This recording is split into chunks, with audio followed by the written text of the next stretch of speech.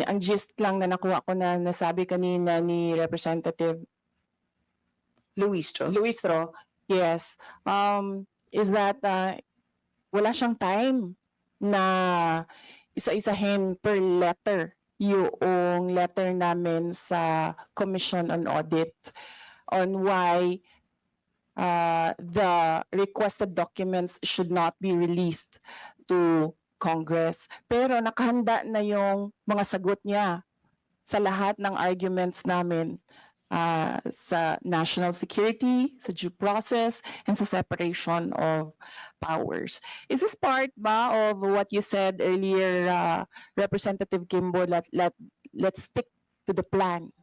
Yun yung narinig ko sa iyo kanina na hindi mo in-accommodate yung point of order na question. I do not recall saying the phrase, stick to the plan. I do not recall saying the phrase, stick to the plan.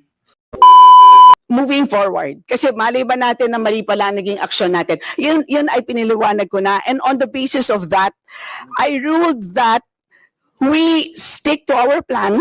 We stick to our plan.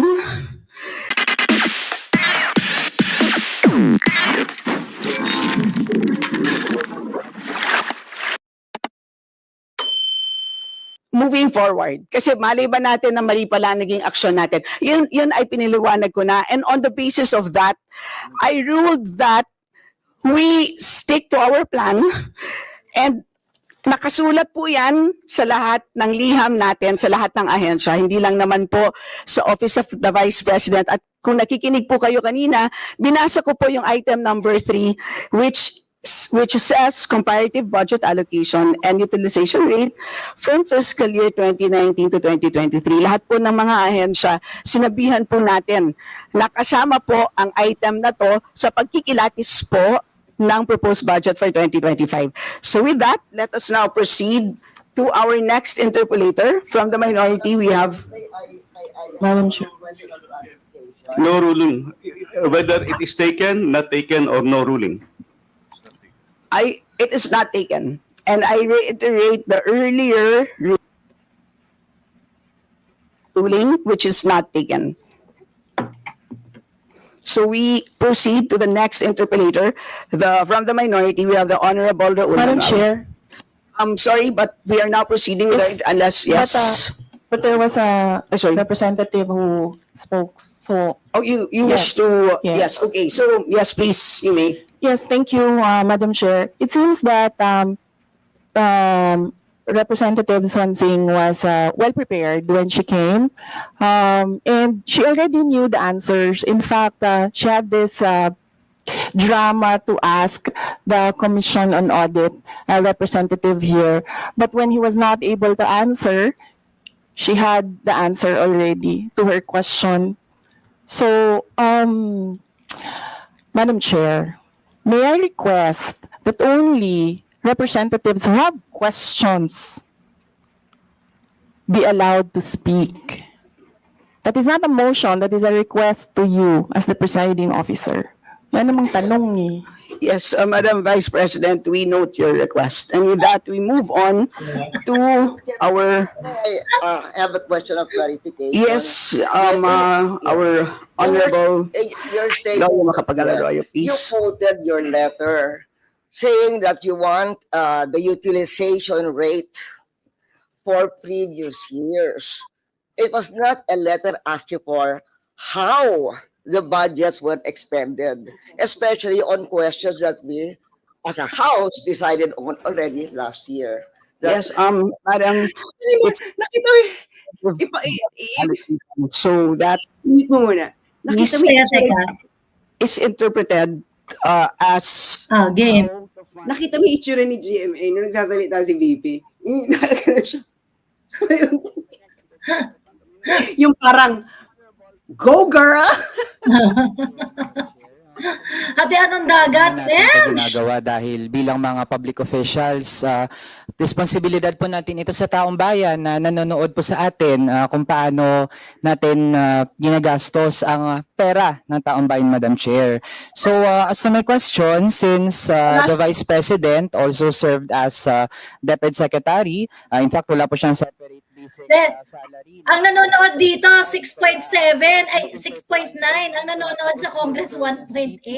Mas marami pa nanonood dito. So, I have questions, Madam Chair, dun sa confidential funds for 2023 ng Department of Education, and if the resource person would want to answer, andyan naman po yung opportunity na binubukas sa kanya ng Kamara.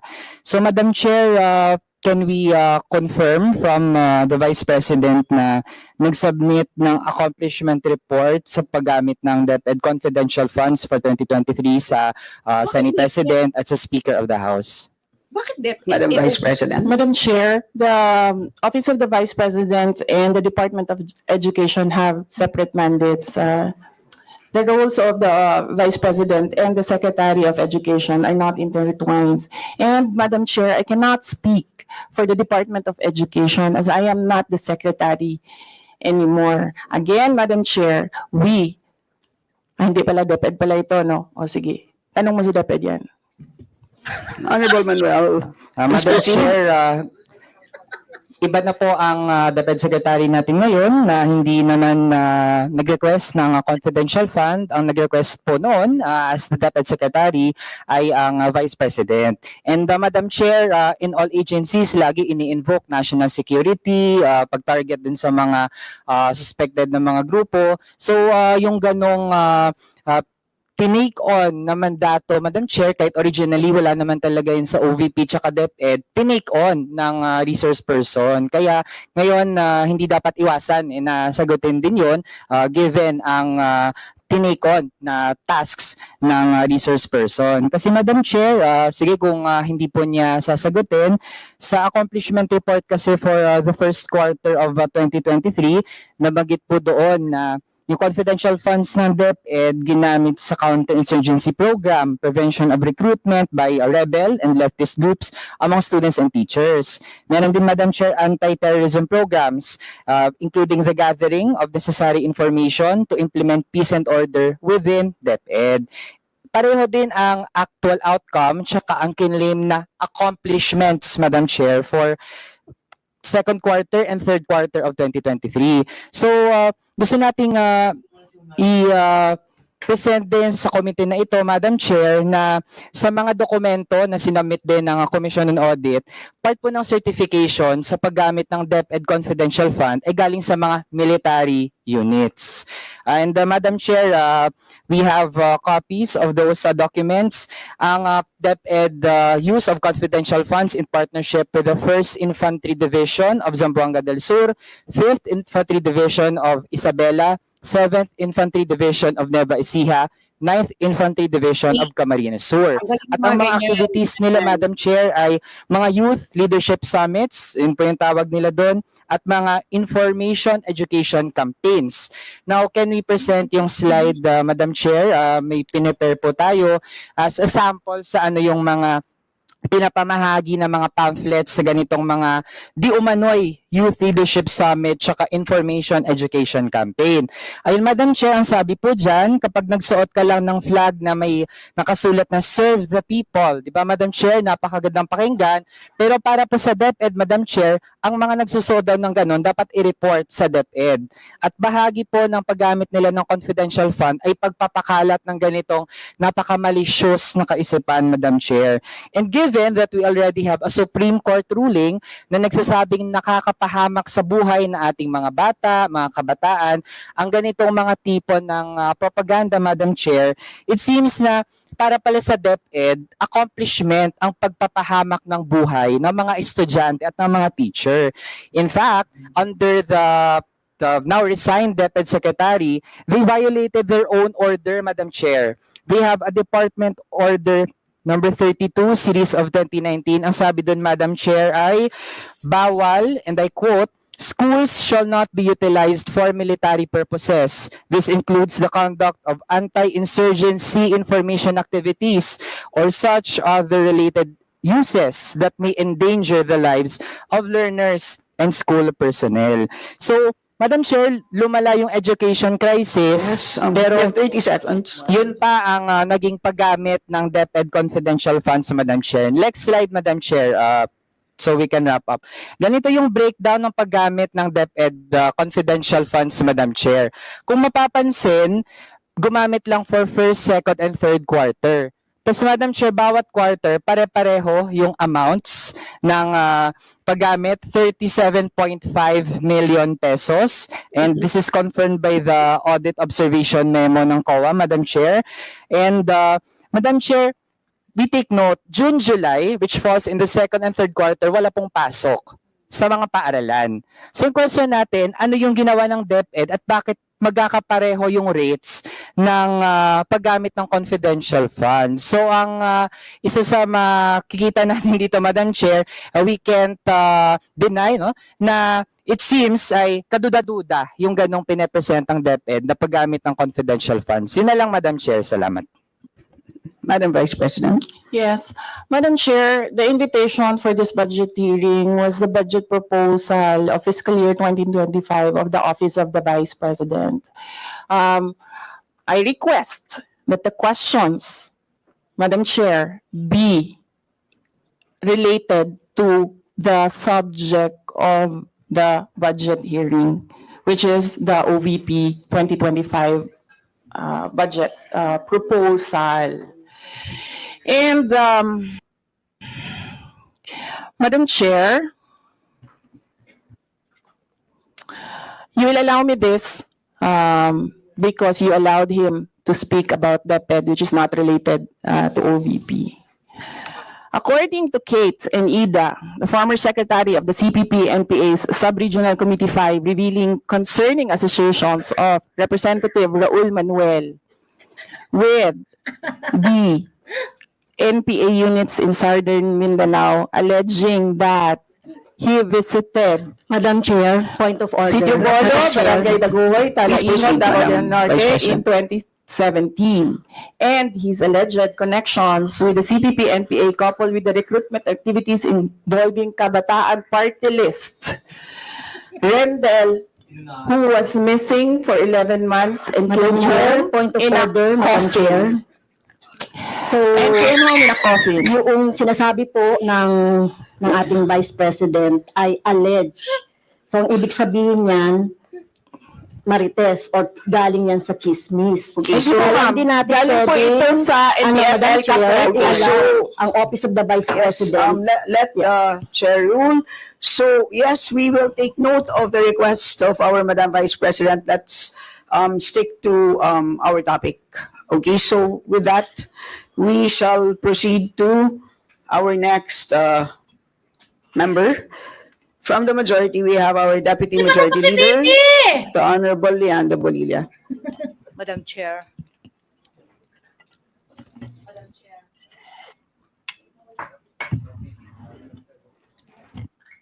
Madam Chair.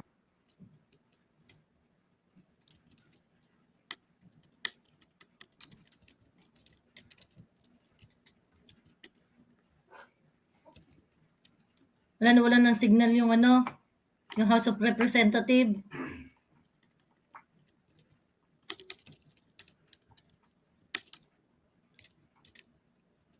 Ayan na. Of our Madam Vice President, let's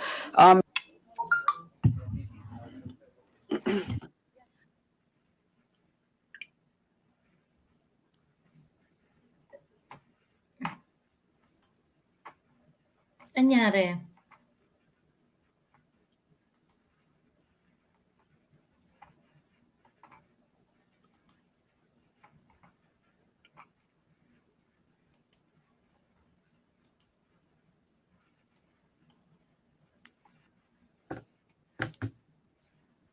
Oh, bakit nawala ng walang signal?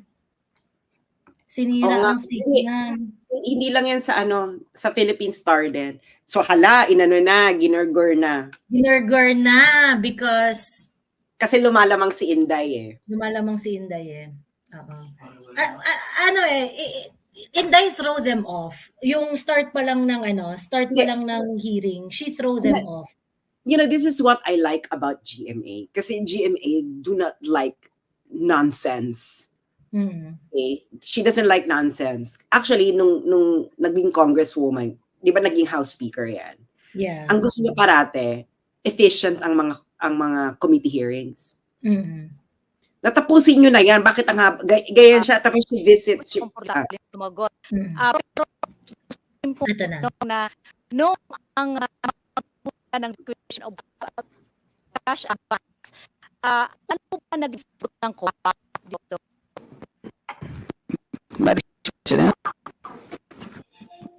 I think the question is best directed to the Commission on to the Office of the President. Madam Chair, this is example, the point of order stated by Ginajam nila yung no? Alam nila may viewing party na malala eh. the issue that they're taking up is the budget of the 3. Now, in comparison, They are jamming the stream. compared to 2024 and 2025. Sa 2024, wala na potential funds. So, hindi siya din sa discussion ng proposal ng 2025 budget. Anong ordinance? Ang ganda ng Ano office, sabi niya? Yung isa lang si Sarah. Mm-mm. Mm-mm. Isa lang yung nakaupo dun sa side niya. Ayun. Hindi ko muna piniplay kasi warat-warat pa eh. I think deliberate to. Itong ganitong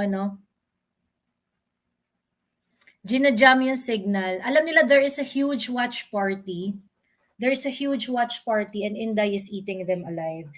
Tinrow off ni Inday yung House of Representatives at the onset pa lang eh. When she said na I am not going to defend yung mga kung meron kayong question about the budget, I leave it to the sound discretion of the House of Representatives to approve the budget. So hindi niya ide-defend ang mga budget. Bahala na ang House of Representatives na mag-decide kung anong gagawin nila diyan. And that basically that basically emasculated them kasi na sila naglalaway na sila sa galit nagngangalit na sila they are ready to attack.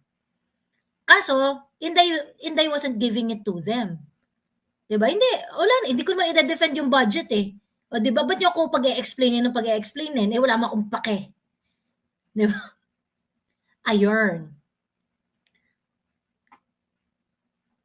And so, yung mga atake nila Raul Manuel, yung atake nila it went back to yung their usual attack, yung confidential fund, ang tawag dito yung mga basically yun yung issue nila. Wala silang makitang issue do sa budget ni Inday. The only thing that they can see is the budget that was already discussed in 2024 extensively. GMA actually made a really, really good point by saying na yung piniiyak ninyo na 2023 budget, when we conduct hearings specifically for budget, we refer to the previous year's budget, which is 2024. The budget that they are discussing now is budget for 2025. So if you're going to refer to the previous budget, the one that you're going to use is 2024. Makabayan Black, Raul Manuel, itong Makabayad Black, Raul Manuel, Arlene Brosas, and Franz Castro kept on harping doon sa issues ng 2023 confidential fund issue. GMA already said, inaktuhan na nga natin yun ng 2024 budget We already discussed it extensively. So why are you crying and yapping about it? It's already done and over with. Now you file cases on the confidential fund. It is in the Supreme Court. COA did an audit on the confidential fund. VP Inday already answered for it. Diba? So what do you want to know now? It is so obvious. So wala kayong bala. I Hindi, think you know why? Because, sa I hear the stuff. Mhm. Ayaw kasi ng GMA ng nag-aksaya tayo ng Bullshit. Mm-mm. Oo, na parang, okay, may issue ka, nasagot na, nag-file ka na, let's move on to the next topic. Okay na raw ang sound. Mm-mm. Okay na raw? Sa YouTube daw. Sa YouTube. Okay, sige, lipat tayo sa YouTube. You understand? Do you understand? Kasi si GMA kasi, GMA is the ultimate pragmatist. Oo. Girl, the GMA is the ultimate pragmatist. Kaya nga nung tinanong namin yan dati si PRD, what do you think about the Vice President? Ang Vice President si Leni Robredo. Tapos bigyan sabi ni Digong, GMA, she's a brilliant woman. She's a brilliant, ano? GMA, she's a brilliant woman. Oo. Sabi, tinatanong namin si VP Lenny. Bakit? Oo. Kaya, si GMA, you know what? Si GMA kasi, ganito yan. Okay, I'm gonna explain to you. If you have good ideals, if you are an idealistic person and you stick to your ideals, bet ka niyan. Bet ka niyan. Kaya yung cabinet niya nun, marami dong idealistic. Si Bobby Tiglao, part niya ng cabinet Yeah. niya. Si Norberto Gonzales, part ng cabinet niya yan. Pero kung gusto mong makipagdumihan, laro ng madumi, game din si GMA. Correct. And she can do like, she's the master of it. Oo. Ay, ayaw niya ng bullshit. You have to pick your box. Ganyan si GMA. Correct. Gusto mo madumi ka. Gusto mo idealistic ka. Realistic ka. Wag mo akong guguluhin. Ganyan. Oo. Okay. Yeah. Masali Let's lang yan sa go. investigation kung saan napupunta yung pamimigay nila ng ayuda because Representative Castro has a record in the MTF-LCAC as a supporter of the CPP, MPA, and the And again, salamat. And again, the chair reminds all members and guests to keep our comments just on point. Let's just stick to the topic.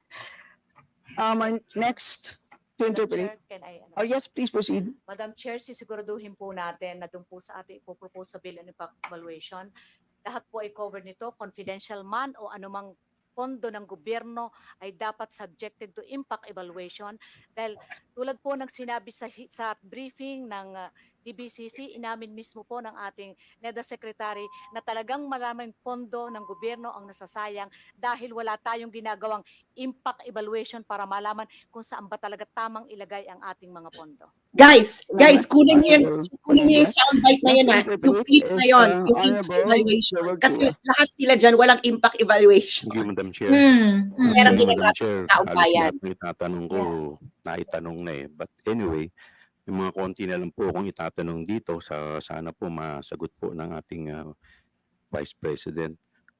Madam Vice President, pwede ko pong, di po ba naging mayor po kayo ng Davao for 6 years, tama po ba? Madam Chair, I will forgo the opportunity to defend the OVP 2025 budget proposal by question and answer, and I will leave it to the House of Representatives to decide on the budget proposal. Madam Chair, may I request a 1-minute restroom break? Yes, briefing suspended. Ayan. Tinan mo si GMA. Good girl. Di ba? Tinan mo yung tsura ni GMA. Good girl. Hindi, kasi nga, GMA kasi, alam niya na itong mga ganitong tactic, no? Na, hindi naman ito yung topic. Mag-i-insert kasi dito, kasi may limelight, may camera. Correct. If you like to question Sara, ang pagiging mayor niya, do a different committee hearing. Alam mo yun? Sabi nga ni GMA, di ba? Ito, nandito si chini-chair niya to yung committee on something. Doon niya siya, budget hearing to. Ngayon, ginagawa, ang tactic ni Sara, gusto niyo ng irrelevant sa 2025 budget, magsasalita rin ako ng irrelevant. Kasi, this is par for course. Hindi naman po pwedeng, kayo lang pwedeng magsalita ng irrelevant, tapos hindi ako pwedeng magsalita irrelevant. Hindi po pwedeng kayo lang ang mambaboy pagkatapos ako hindi kayo pwedeng babuyin. Yes. And ang ano kasi dito, this is this is a political hearing again, guys. This is a political hearing. This is not a court hearing, okay? This is a political hearing, and everything that they do there has a political purpose. Yan ang dapat nating tatandaan. Ngayon, si VP Sara kasi came prepared. And the optics from whoever thought about this, no, from sa OVP, bravo. You know, yung mag-isa si Sara. Ang dami. Mm-mm. Kasi that's what they are trying to portray on Inday Sara, that she can't answer, she defers to the USEC all the time, yung mga ganon-ganon. And now, you know, with the way Sara responded today, she was actually very charitable. The reason why nagde-defer siya dun sa mga USEC niya, because she is trying to be charitable with you guys. Diba? Kasi nga, kung gusto mo akong tanongin sa 2025 ko, edi magbibigay din ako ng information tungkol sa iyo kung sa mga pinagagawa mo sa buhay mo. Do you get? Kasi, look, at this point, Sara has no overt alliances. Ibig sabihin, wala siyang open alliances, no? Wala siyang open alliances, kaya mag-isa lang siya dyan. So, at this point, she doesn't care. Okay? She doesn't care on which alliance to keep, on which alliance to let go. Sara Duterte right now is very naked. Very naked. You know, she is naked politically. Hindi mo nakita yung alliances niya. And that is a very, very dangerous thing to do to a Duterte. Yeah, correct. By the way, during the start of the hearing and part of the opening statement of Inday, meron siyang warning shot. Sabi niya. Bilang isang kaibigan, syempre, hindi ko naman ikakalat ang mga voice recording ninyo na nagpaplano ng aking impeachment. Naalala ka kasi di ba sabi mo yung parang, because now what's going on in the House of Representatives, you know, they are covert eh. The alliance of the Dutertes in the House of Representatives, many of them are still there. Very So they cannot secret. just speak up. Actually, hindi ko rin alam kung sinong alliances nila, no? You'll never know. We do not really know. I can, on top of my head, I can only say like Ungab. Si Ungab lang. Si Ungab Yeah. talaga is Davao, no? So Yeah. you'll never know dito, no, kung sino talaga ang alliances. Alliances. Ngayon, ang problema kasi niya, no, si Sara Duterte, kasi nga, just like with BBM, you don't know how to really bring down a majority elected president. Pero hindi rin natin alam, the vice president as well is a majority elected vice president. Correct. Do you get it? So kung gaano kahirap so it's the same level of difficulty. Nagigets niyo? Pero kasi si BBM wala na siya eh. Hindi niya na kailangan sa 2028. Ang pababawasin mo lang kay BBM, gagawin mo lang siyang radioactive. Para kung sino man ang endorse sa 2028, it's not They gonna... still have some... And then, pag magiging affected na, pag napabagsak mo yung... Kaya kita mo, di ba, gina-jack up nila yung trust rating na parang, ang layo nito sa Post-Asia sa SWS survey. Sobrang layo. Di ba? Na parang hindi ka pa pwede na ganun kalayo yung... mas establish yung Post-Asia sa SWS survey eh. That's more. Yung Okta, it's really for optics purposes. Pero kasi sila, alam nila yung real deal. That's why they're doing that optics. Ngayon si Sara kasi, no, actually, it's more dangerous if they're going to give the OVP a zero budget. Do you know why? Kasi the best way to destroy a politician is to give them a lot of budget, because more budget, more mistake. More scrutiny, more space for scrutiny. Yes, more money, more mistake. Ang gagawin na lang nila na wala ka ng budget is para hindi siya makagalaw. But the thing is, hindi kailangan na mag-ikot-ikot ni Sara ng bongga to raise awareness kasi 100% yung awareness niya. So, gagawin na niya, pag wala siyang budget, wala na kayong scrutiny sa akin. O Correct, nandito correct. po, kayo may kasalanan. You know, that's actually a brilliant point. If they're going to give Inday Sara zero budget, it is actually preserving Sarah's pristine condition. Yeah, exactly. So wala ka na, Immaculate na siya. Ano bang gagawin niyang mali? Di ba?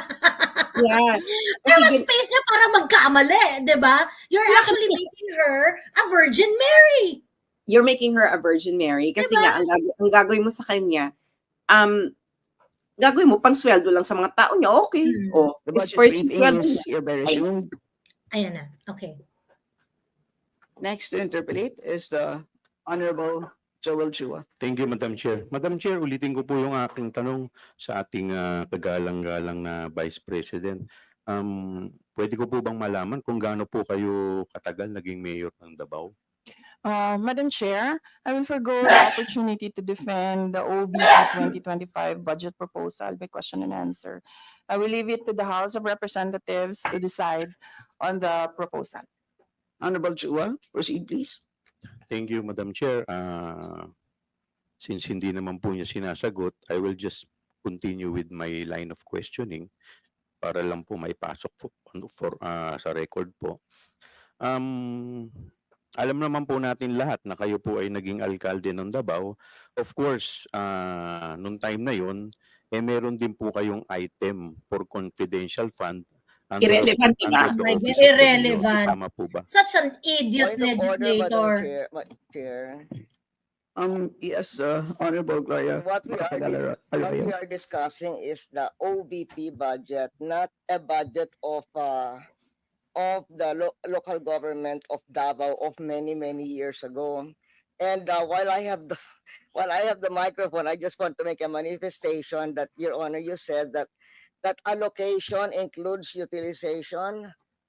If that were the case, everybody would be examining everybody's 2023, 2022, Cut that 2021 part, ha? budget. Cut And that Madam Chair, part. I have been attending so many budget hearings. Nobody ever discusses something earlier than 2024. Madam Chair, Bravo! if I may, Madam Yes. Chair, I will not ask naman the confidential budget of the city of Davao. Yes, I was about to say that. Yes. So yes, You your are point about of to say that, order alam mo na is yung well question taken, niya. ma'am. We will not discuss the Kimbo. budget of Yes, I will not, hindi ko po tatanungin po yun. Ang point ko lang po dito ay as Mayor of Davao, dahil alam naman po natin medyo matagal po siyang naging alkalde, hindi po sa kanya bago itong confidential fund. And in fact, ito po ay kumbaga normal na po dahil lahat naman po ng alkalde meron naman pong confidential fund. Now, susunod ko pong tanong, Madam Chair, is napansin ko po dito sa liquidation report dated January 10, 2023. Meron po ditong nakapirma sa taas po ng Sara Z. Duterte, Vice President. Gusto ko pong tanungin ng ating Vice Presidente kung ito po ba ay kanyang pirma. Sa What is liquidation that report ko for? ng January 10, Yung mukha ni Jen. 2023, What is serial this number idiot saying? 2022 to -12-152. Madam Vice President. Madam Chair, on the issue of confidential funds, we have received audit actions regarding the confidential funds of the Office of the Vice President. We have submitted our responses and we assure our full cooperation with the ongoing audit. Madam Chair, again, sinasabi ko na walang confidential funds sa 2025 budget proposal and all the questions are about confidential funds, except for one, which was about the recipient of OVP projects. Honorable Chua, please proceed. Well, totoo po yung sinasabi po ng ating Vice Presidente. Subalit, ngayon lamang po natin nakita to. At ngayon lamang po natin nakita kung ano po yung laman ng wala namang confidential fund paano po niya line nagamit item budget yung, na sa confidential OVP fund. budget Kaya eh. kung dati po, hindi Ay, naman hindi siya natin siya relevant. matatanong dahil wala rin po tayong opportunity, dahil wala rin po tayong hawak ng mga dokumento. But it is only now, Madam Chair. Kaya nga po tinatanong po natin para at least malaman din po natin at saka konektado rin po to dahil at the end of the day, dito po natin makikita kung paano po siya gumamit ng pondo na binibigay po sa kanyang opisina. May I proceed now, Madam Please Chair? proceed. Thank you, Madam Chair. Meron din po ditong naka-attach dated January 10, 2022 certification.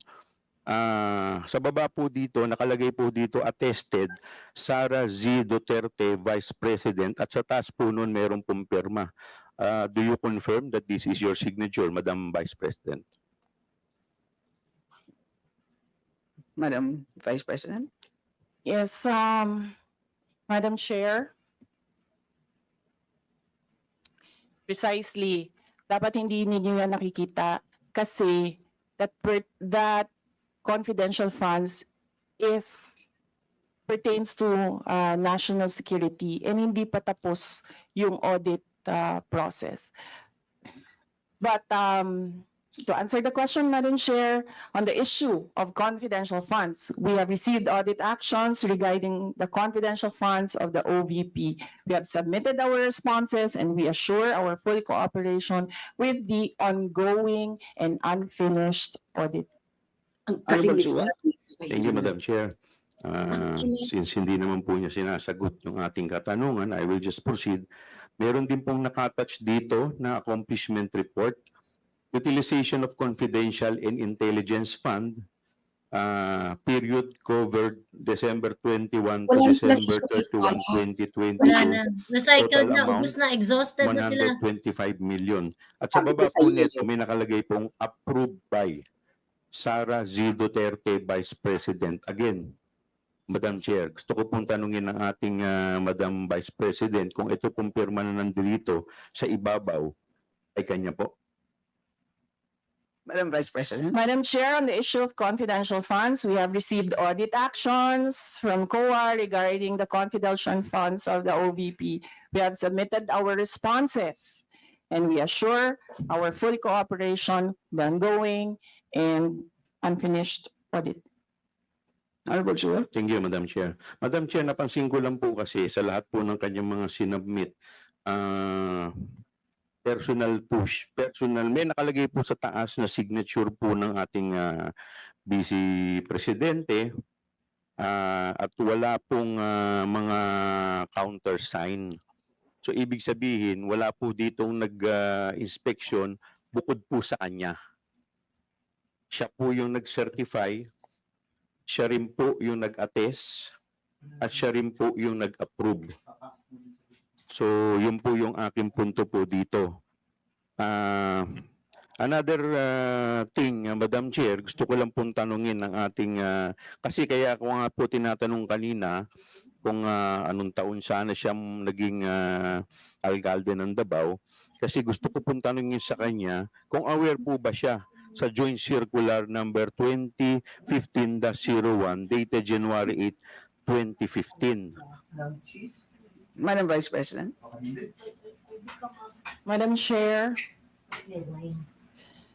on the issue of confidential funds, we have received audit actions regarding the confidential funds of the Office of the Vice President from the Commission on Audit. We have submitted our responses and we assure our full cooperation with the ongoing and unfinished audit. And you have 30 seconds left. Thank you, Madam Chair. Madam Chair, yung huling tanong ko, i-address ko na lamang po sa ating COA. Kanina po, nung tinanong po kayo ng ating ni Congresswoman Magsaysay, sinabi po niya, hindi tama yung paggamit ng pondo. Ano po, pwede po bang pakipaliwanag ninyo sa amin? At sinabi po ninyo, opo, so pwede po bang paliwanag po ninyo sa amin kung paano po ninyo nasabi na hindi tama yung paggamit ng pondo? Sa kuha po, hindi po kay Madam Vice President. Asko Moliano. Thank you, Madam Chair. Ang sagot ko po ay just sa general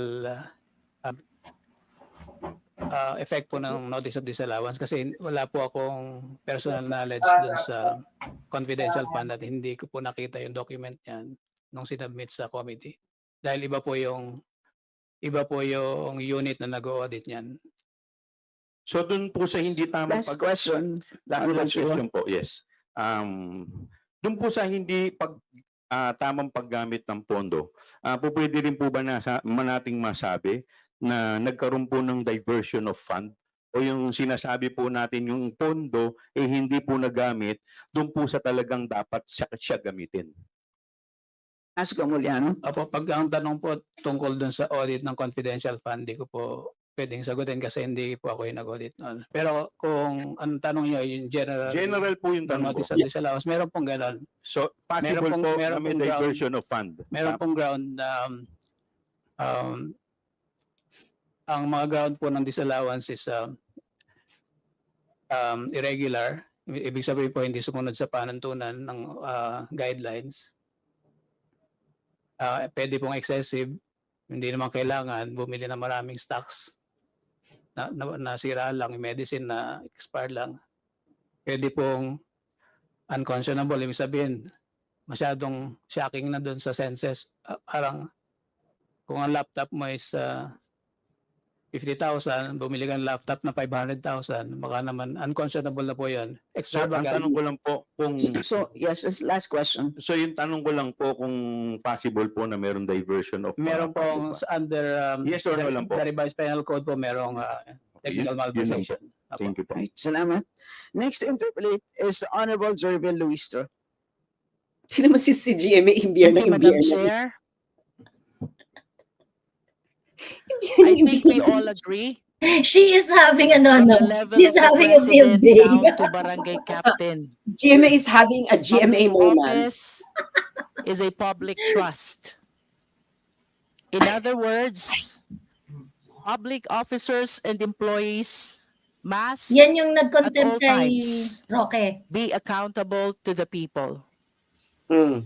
In line with this, Madam Chair, with all Contempt. due respect, I wish to invite the attention of the committee to the press interview of Her Excellency, Madam Vice President, in the Senate on August 22, 2024. In substance, the Vice President said, Hindi na siya about the budget. saan naman kayo nakakita? Constitutional body, inuutusan isubmit ang audit report. Hindi pa nga tapos. With all due respect, Madam Chair, may I request the resource speaker to comment on her intention about her statement. Lagot ka dyan kay Sara. Madam Vice President.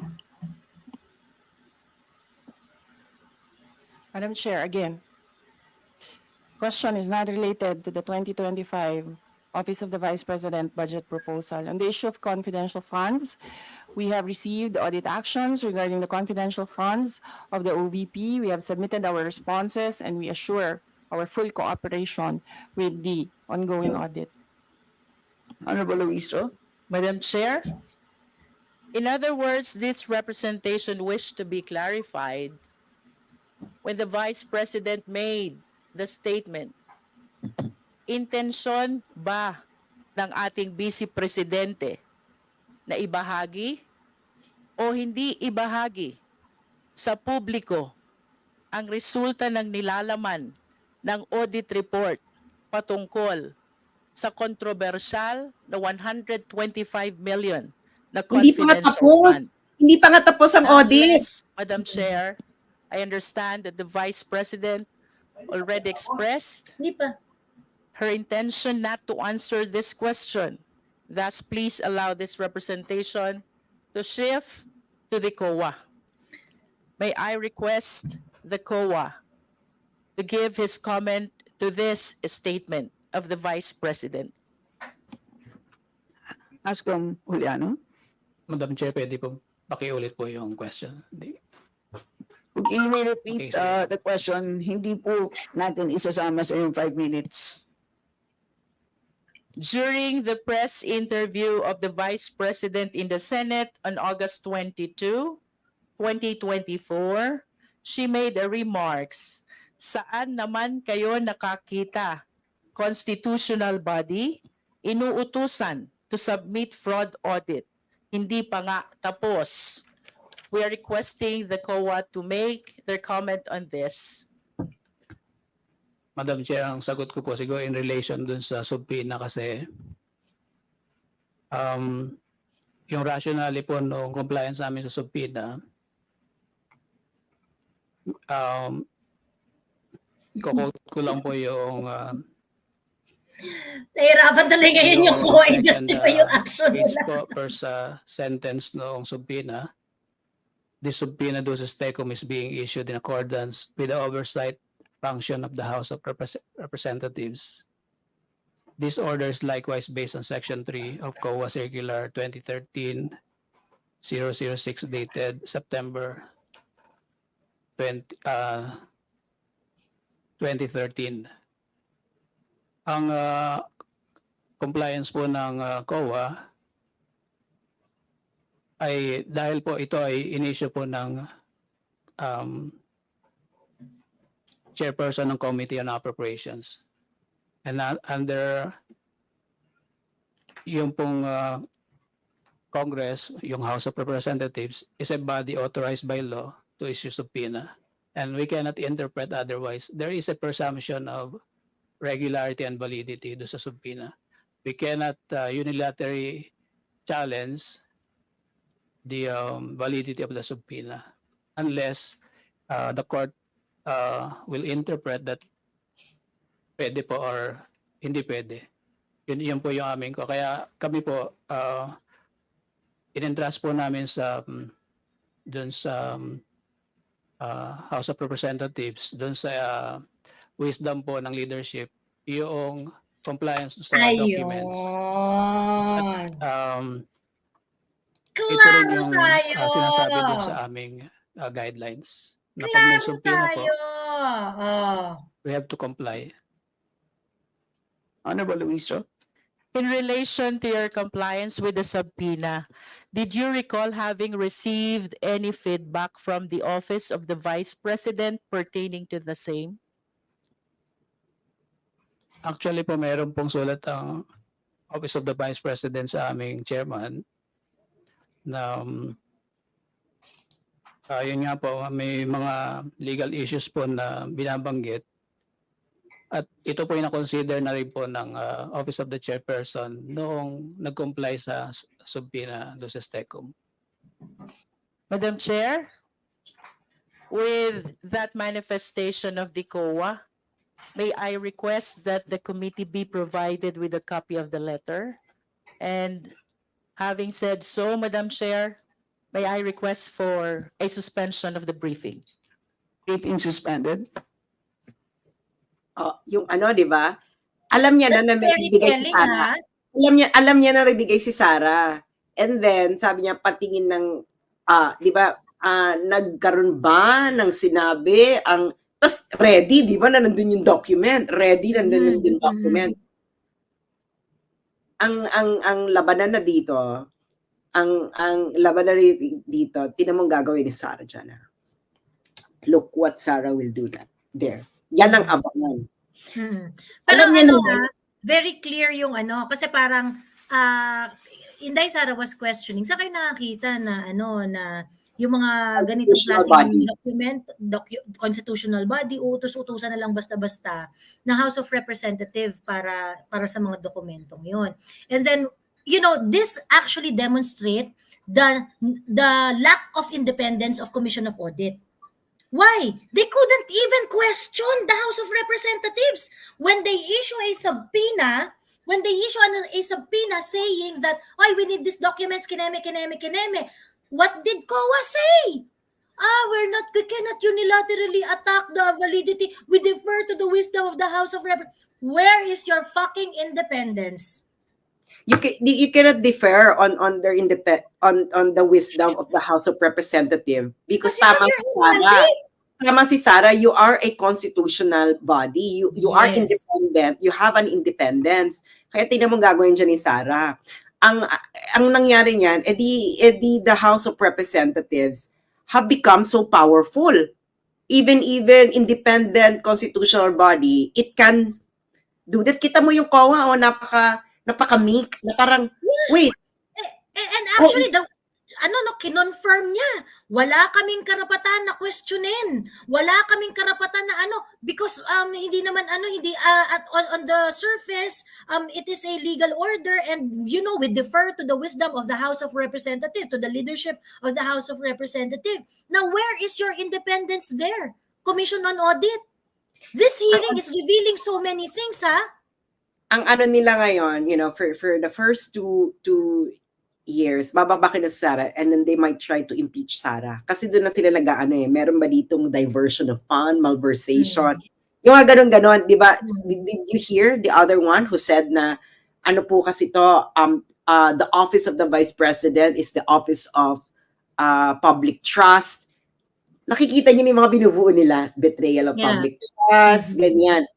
So alam na yan ni Sara.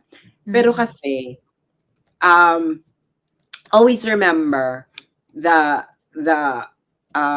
impeachment, pag umabot to ng Senate, mahaba yan. So may option kang pahabain yan hanggang dribble. Bongga kasi yun magiging yan, impeachment of the century, kasi ang implication yan, you will take out the most likely winner in 2028. So it's going to be a political trial. Kaya nga sabi ko, sana matuloy yung impeachment trial niya sa Senate eh. Yeah. Kasi Because that's and if the sagutan will be something similar to this, that's a free free media.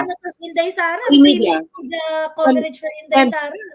And the topic on social media and media will be Sara for as long as the hearing will go on. Can you imagine kung paabutin niya ng 6 months? Bakla 6 months, Sara ang nasa consciousness mo. Sara everyday, di ba? Sara everyday. Kaya nga ko niyan, sana ituloy nila yung impeachment.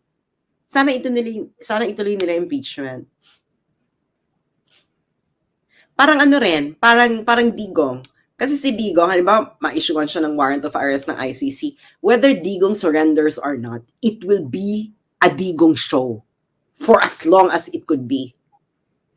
Nagagets nyo? It's going to be Duterte. So yung utak mo, Duterte.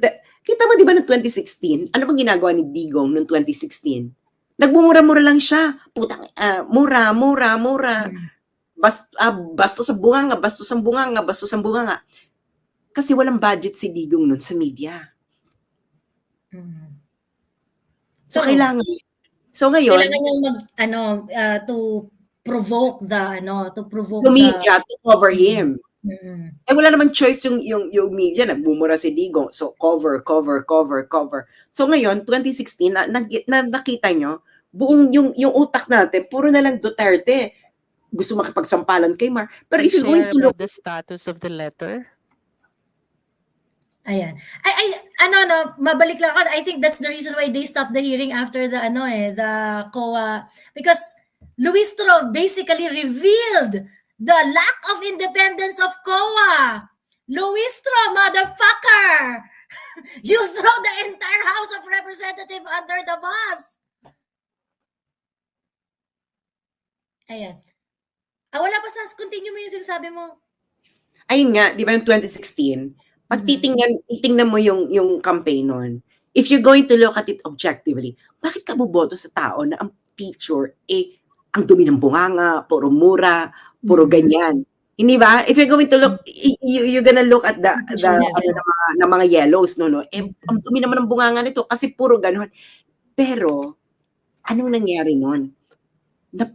Yung attention ng tao, napunta kay Duterte. And curiosity leads one to another. Yeah. Nagets niyo? Itong ginagawa ng Sara, bongga to, kasi ngayon, it's just like what happened to Digong. Pag-usapan niyo ako. Di pag-usapan niyo ako. Gusto niyo pag-usapan niyo ako, pag-usapan niyo ako. And now, because that in your consciousness, all you think is about Sara Duterte. Sara Duterte is the pink elephant that they don't want you to think about. Nagigets mo, no? Sara Nagigets Duterte, I think is the Duterte, she is the Duterteest at this moment. Yeah. Yeah. Nagets niyo yun? The Dutertes are the pink elephants that they don't want you to think about. Alam niyo ibig sabihin ng pink elephant theory? Na pag sinabihan ka ng don't think about pink elephants, all you're going to think about is pink elephants. Kaya nga 'di ba sa kung if you would like to, expectation theory ba 'yon? Ano bang tawag sa theory na 'yon? Kaya nga 'di ba pag sa smoking, wag mo ilalagay na no smoking. Kasi you're just gonna remind people. You're gonna remind people about smoking even though na negative yung Kaya ngayon, kasi si Sara 100% awareness. So ngayon, maaga pa kasi too early in the game. So ginagawa nila, nag-inject ngayon sila ng negative campaigning na kay Sara. This is campaigning for 2028. Let's not fool ourselves here. So sinimulan na nila yung negative campaigning kay Sara kasi nga mahirap matibag ang majority elected president or vice president. So sinisimulan na yung negative campaigning. So ine-exhaust na yan lahat ng negative campaigning hanggang mawala na sila ng bala kasi paulit-ulit ka.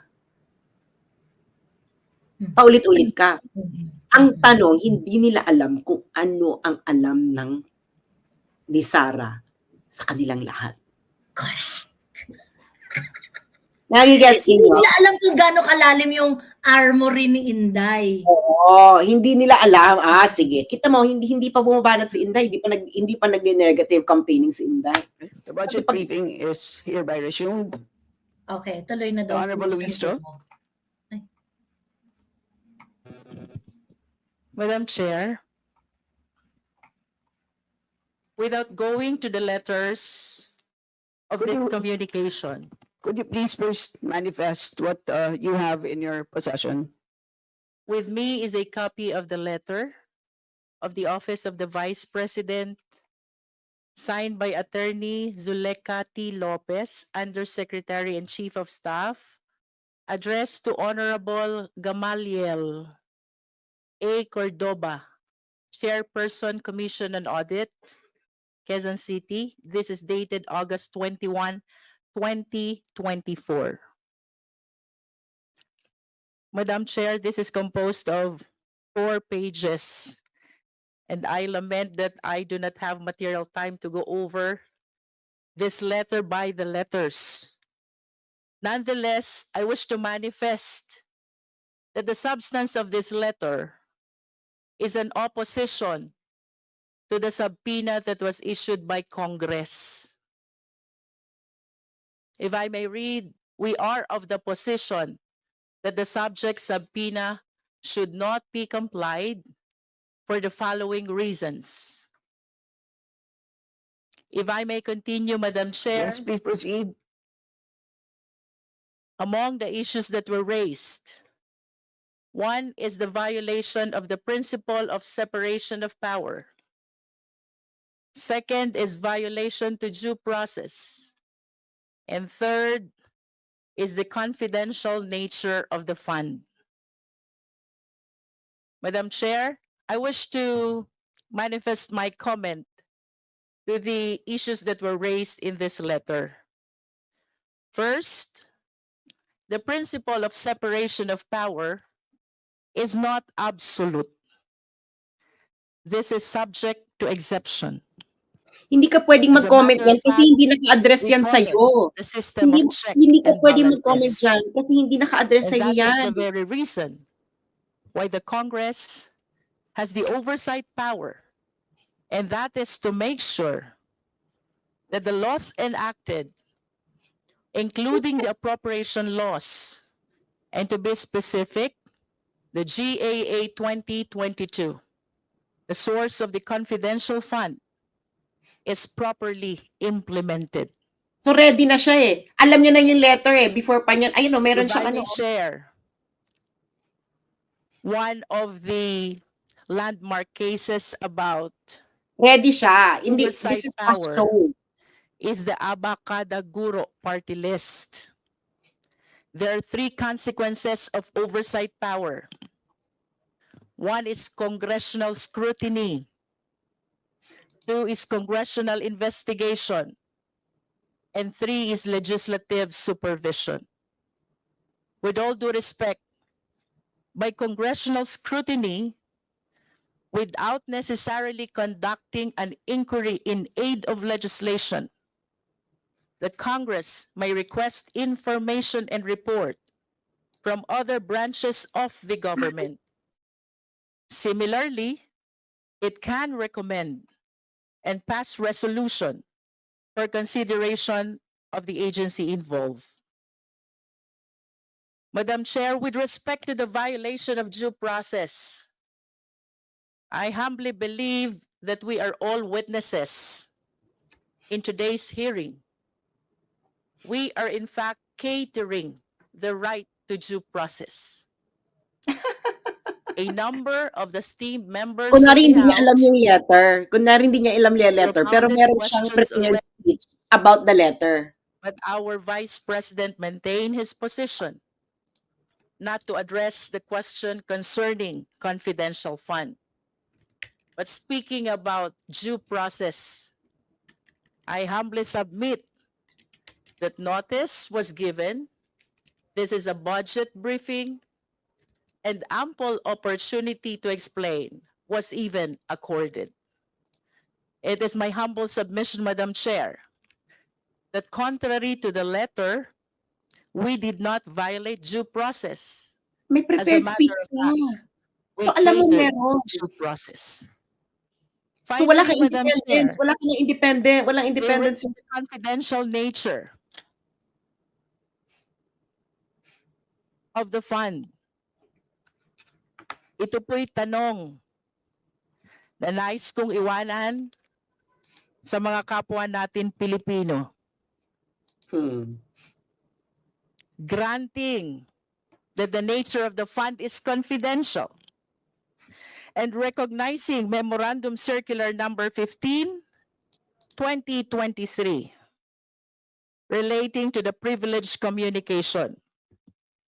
Ang tanong po, Madam Chair, when there is notice of disallowance na nagsasabing ang 72 million out of 125 million na confidential fund ay hindi nagamit ng naaayon sa Joint Circular Number 15-01.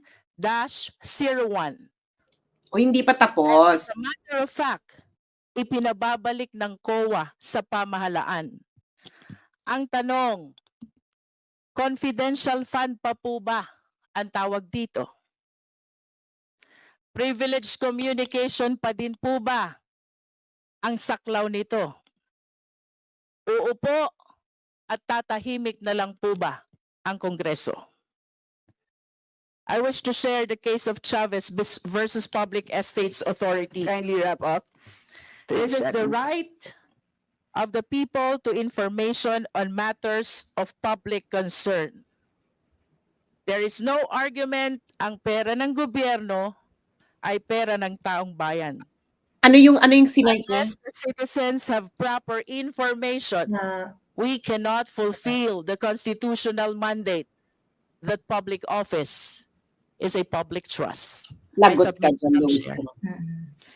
Madam Vice President, do you care to comment? Yes, Madam Chair, nasabi kami, ang gist lang na nakuha ko na nasabi kanina ni Representative Luis. Luistro, yes, is that wala siyang time na isa-isahin per letter yung letter namin sa Commission on Audit on why the requested documents should not be released to Congress. Pero nakahanda na yung mga sagot niya sa lahat ng arguments namin sa national security, sa due process, and sa separation of powers. Is this part ba of what you said earlier, Representative Kimbo, let's stick to the plan?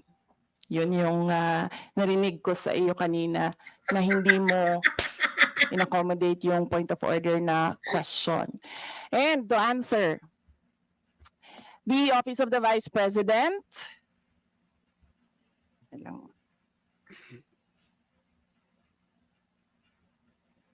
On the issue of confidential funds, we have received audit actions regarding confidential funds of the OVP. We have submitted our responses and we assure our full cooperation with the ongoing and unfinished audit. We are cooperating and answering all the questions in the proper venue that is inside the Commission on Audit, not in the budget hearing for the 2025 proposal of the OVP budget. Thank you. Thank you. Note all your comments.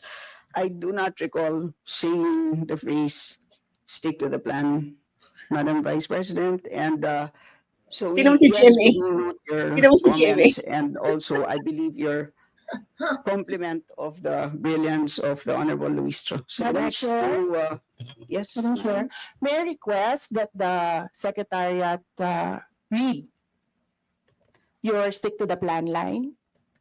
As I said, Madam Vice President, pasensya na po, we don't have the right to make requests at this point in time.